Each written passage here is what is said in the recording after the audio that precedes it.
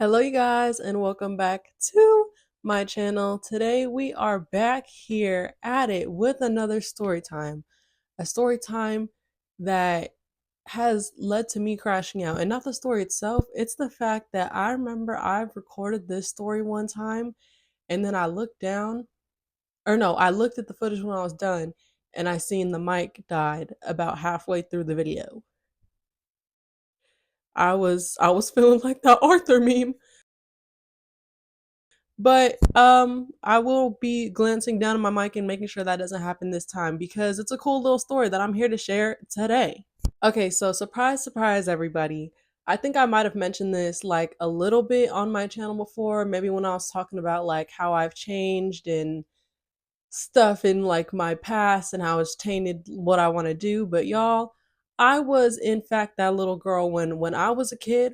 I was like, I'm gonna be an actor. I loved the camera. I love the idea of doing all that. And it wasn't just a want, okay? It was something I was pursuing, y'all. When I was a kid, I literally had an agent. I've been in commercials. If you guys literally look on my Instagram, not my new one, but I have my first one in my bio. If you go to Alicia Milan with one N, but my new one is with two N's, you can see a little highlight. And y'all, I've done little commercials, little modeling gigs, my whole life, and I always loved it. I had so much fun, saved that money, and but because of where I live, I'm a SoCal girl, but I'm not a Los Angeles girl. Okay, you know that's where all the magic happens. um, I used to just like do little stuff, and also I also was just the girl who enjoyed school and enjoyed a normal life. Like I had fun doing these things, but I was never like, I need to be on Disney Channel, mom. We gotta like, it was very much like a balance. But when I got older, when I got into college and I was like, I reevaluated what I want to do more. I was like, I want to like try doing it and try doing it for real. Like I just felt some passion when I turned 18. And by the time I graduated high school, I didn't have that childhood agent anymore. And my parents were telling me, like if you want to do this stuff, you don't really need an agent. You don't need as much as you did when I was a kid. They were like, there's literally sites and stuff you can sign up for. So I signed up for this one site and I'm applying out my to different stuff, y'all. I put modeling, acting, whatever. And mind you, to anyone else who knows this process, when you are on a casting site, like almost people don't realize how easy, well, not easy, but like background work is everywhere, which is what I mean, like scenes where they need hella people.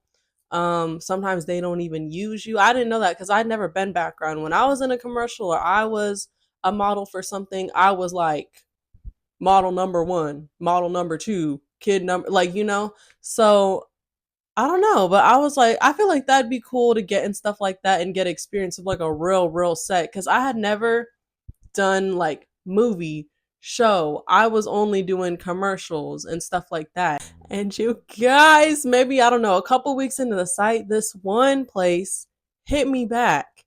And that's the thing about acting and stuff. Like, it's a lot of code words, and it was just weird. Like, they hit me back. They're like, "Are you free these dates? Do you have this type of wardrobe? This is the pay rate." That's basically like what the listing says. And also, be careful to any other people interested in acting because people are weird. And a lot of people know that a lot of young people are into it and post weird fake stuff. But I was personally on a site that was best known because they had thorough background checks. So I'm looking through it. I'm like, yeah, I'm free on this day. I'm just a college student. I'm free any day. Um, I'll skip that class to get my moment. You feel me?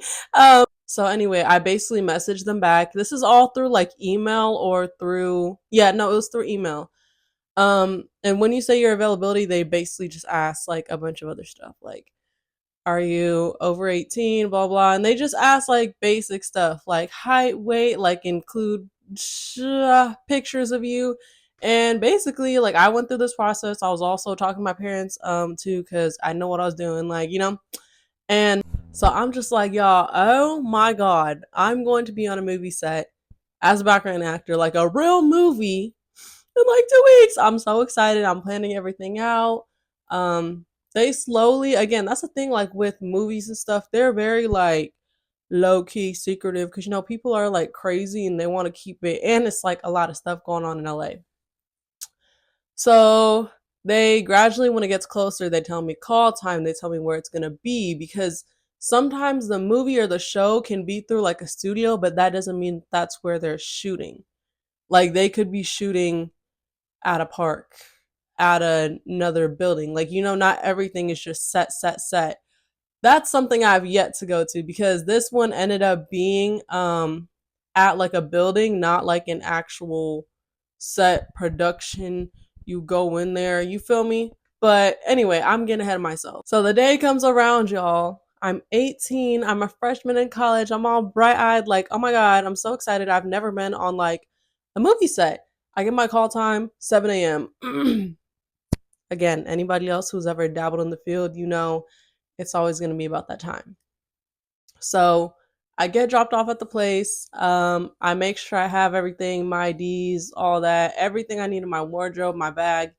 And mind you, 18, this was 4 years ago. This was when COVID was still COVIDing. So I go up, I tell my name, like I check in, all this stuff. And also I have to take one of those quick little COVID, like 10-minute appearance tests. You guys know what I mean? Like where a lot of times you have to like wait for COVID test to set in, but there's some that can show up in like 10, 15 minutes. So I take my test, of course I'm clear, and then they're like, okay, you can wait right over here. So like I said, this movie was not a set. It was like we were at a place and we were using this building for this specific scene. So the waiting place was outside. And mind you, I came in my dress. Let me preface this too. They told me to come with my own wardrobe, and they also did give me a premise of to like what this movie is. Like they give a little bit of context, you feel me? So this movie was actually, what do they call it? A biography? An autobiography?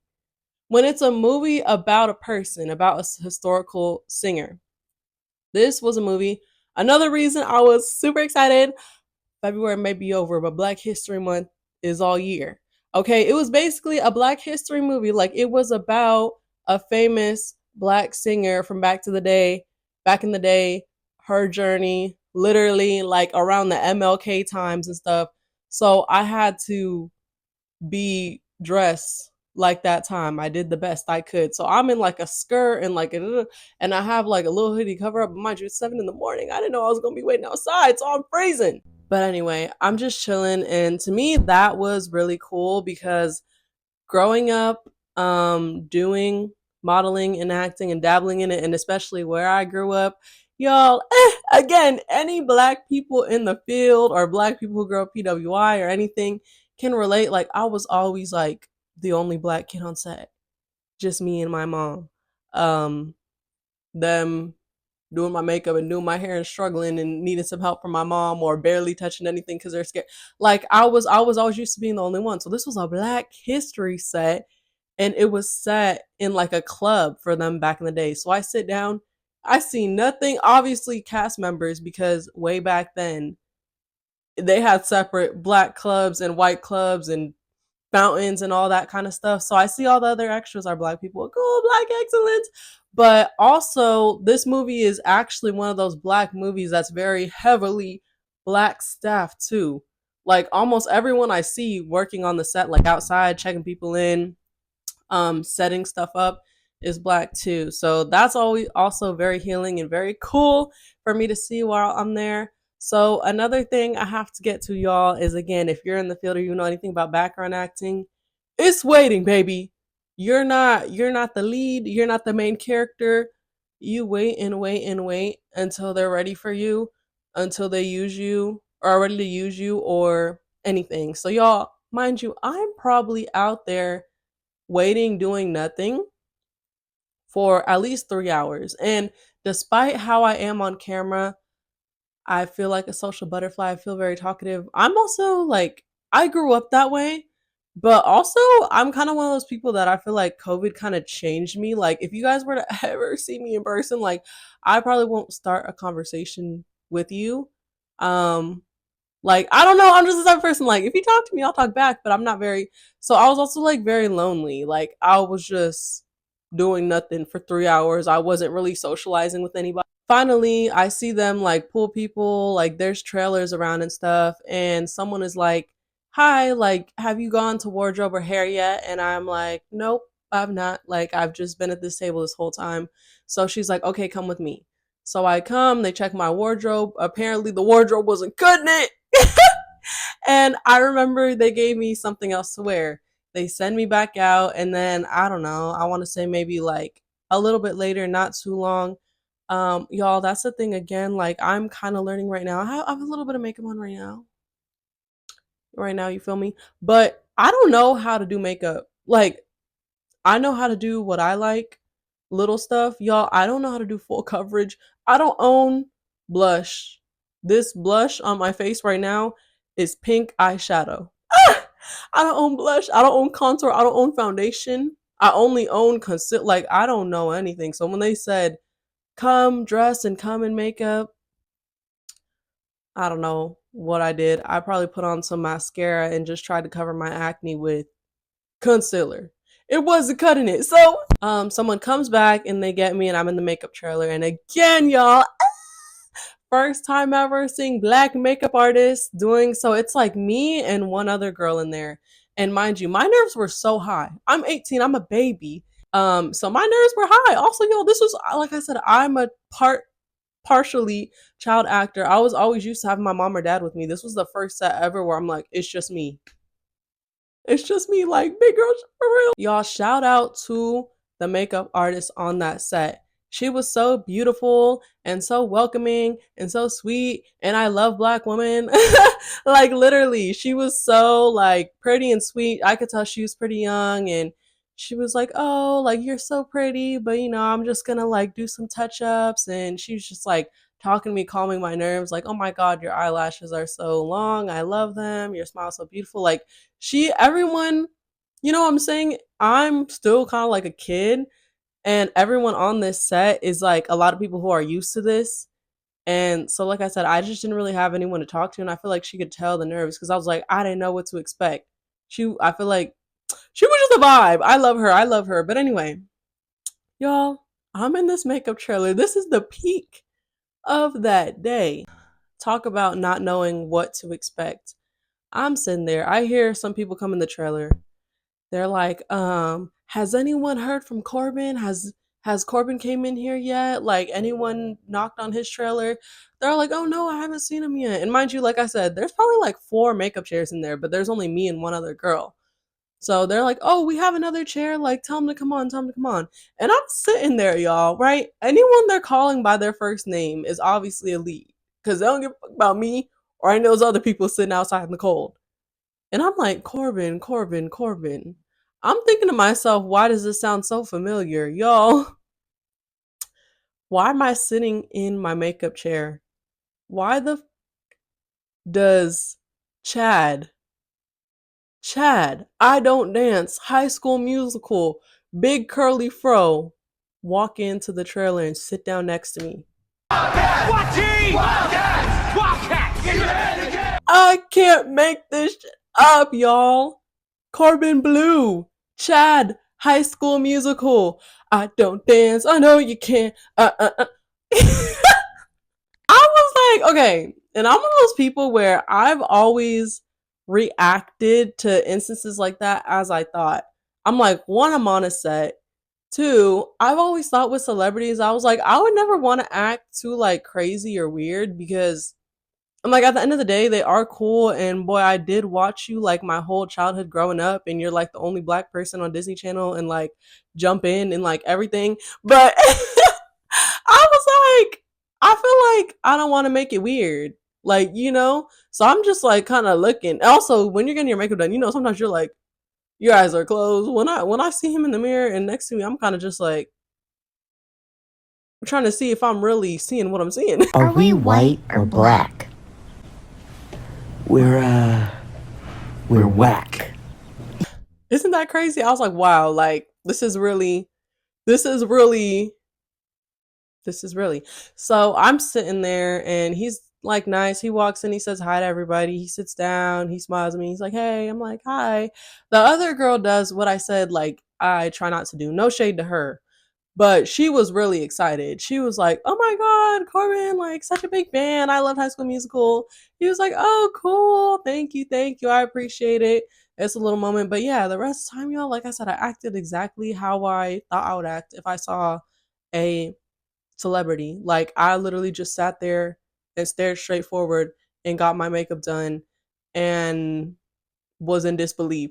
Anyways, y'all, I'm like, okay, I'm texting my mom and like probably who I'm dating at the time and are just like, that's crazy. But anyway, so yeah, I go back to the waiting area after that. Y'all, I probably wait a couple more hours. And then they tap me on the shoulder and they're like, hey, we're gonna bring you to set. Y'all, when I tell you this is the magic, I mean it was magical to see a childhood icon, but we go in this like busted looking building, but inside it looks like an old timey theater giving old time performance. Like I said, it was a Black History movie. It was from MLK times.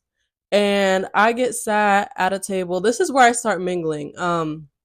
I get sat at a table with two people and I actually talk to them. They're really cool. They're way older than me. One of them is like, I'm 28, I'm 30. I'm like, I'm 18. The way they both almost show. And it was so cool, you guys. Basically, the scene was Corbin, Mr. What team? What? Okay. He was the lead. He was playing another very high profile, famous Black entertainer at the time, during that time. And the scene I was here for all day that I worked 13 hours for, yes. When I was done with that set, y'all, it was 8 o'clock at night. My call time was 7. Um, it was basically him doing a performance and me in the audience. Like, it was so cool, guys. It was so cool. I was like, I just got my makeup done next to a Disney childhood icon, and now I'm watching him do the scene 113 million times and cheering for him. And yeah, and I will be providing receipts because this movie came out like a year later.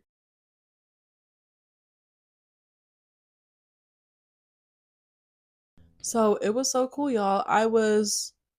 It was giving blacks only. No, let me stop. Let me stop. Black people joke about segregation and stuff too much. But no, literally, it was giving blacks only club, black luxury back in the days during segregation. And yeah, I watched him perform a scene over and over and over and over and over again because that's how movies work. They need a million takes. We did it hella times. And then I had a lunch for maybe like 2 hours. And then I went back and he did it a million times. And they filmed like one other scene of some other main characters just like chatting in the club. And I was just in the background acting like I'm eating, catching up over dinner.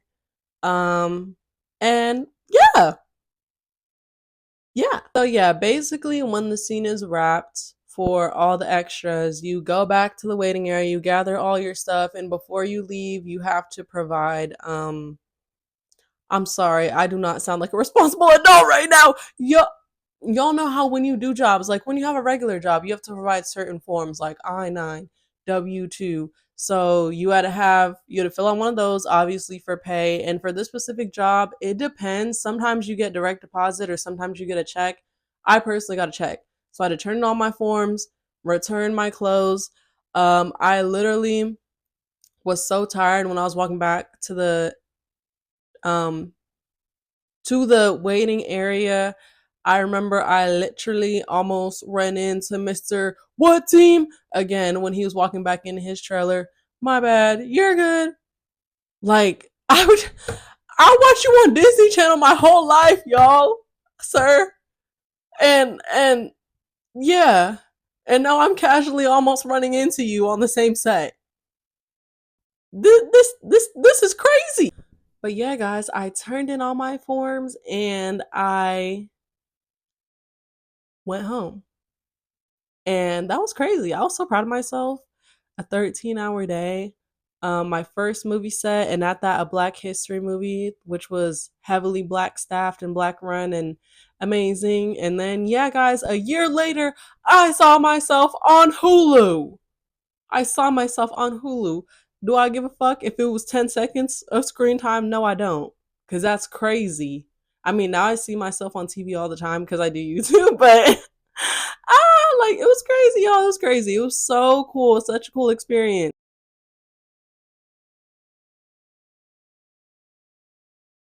At this time, I'm not as necessarily interested in background acting, in acting as I was as a kid. My interests have kind of pivoted to more of like business owner, social media, um, type thing. Still entertainment field, but I don't know. Just a lot of things have happened in my life where I'm not as interested. Mind you guys, this isn't the only movie set I've been on. I've actually been on three. I had a little era for like 6 months when I was 18. It was really cool.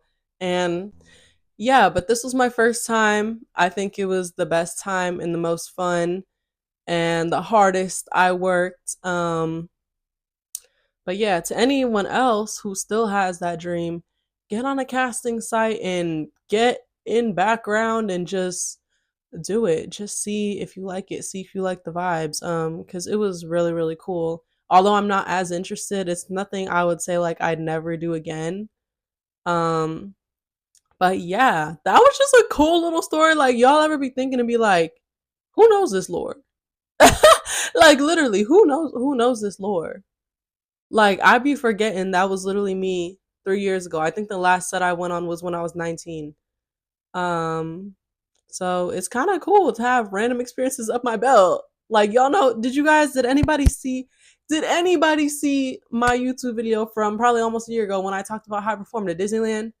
Y'all, I was a actor, I was a band kid, I was just just just watch my YouTube. Thank you guys for watching this video. This was a really cool story that I wanted to tell.